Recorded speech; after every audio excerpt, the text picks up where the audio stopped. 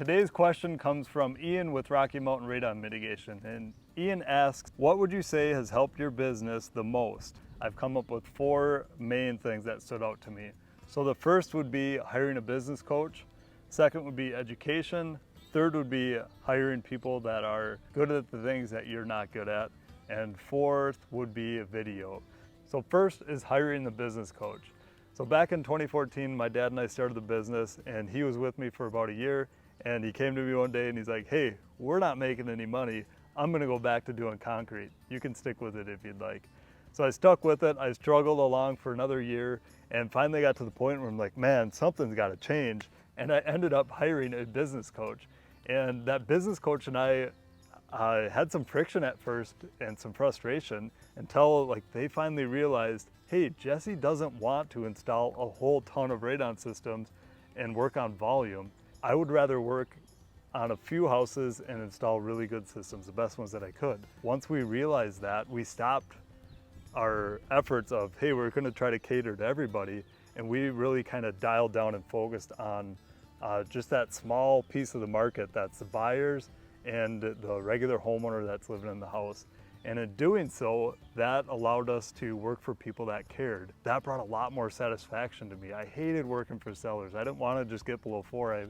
I thought like, man, we owe it to the person that's buying this house or the family that's buying this house to do better, to do the best we can. So working for that really targeted niche has brought a lot more satisfaction to me.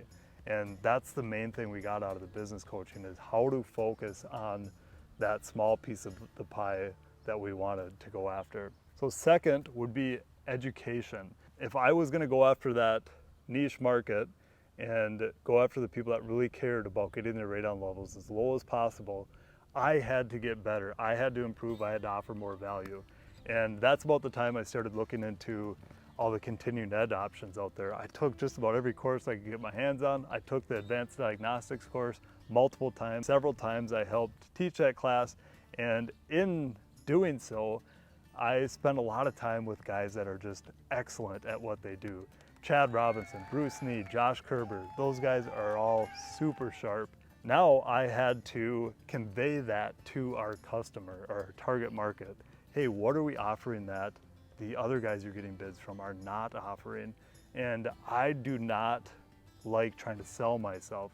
I would rather just lay the facts out there and let them speak for themselves. So the best way I knew of doing that is through video. So that's kind of when we started dabbling with video, and we spent a lot of money creating some of our professionally shot videos where we had camera crew come out and do the editing and all that, shooting and editing. However, we saw the return on that slowly, because as we sent those videos out to our prospective clients before I went to bid the job, they were seeing that relevant video of us putting a system in a home that may have been similar to theirs. So they could see our approach, they could see the engineering that went into it, so they knew what we were offering before I even got there to bid the job. And then obviously as YouTube grew, that helped new people find us. Third would be hiring. So hiring people that are good at the things that you're not good at, or that enjoy doing the things you're not good at.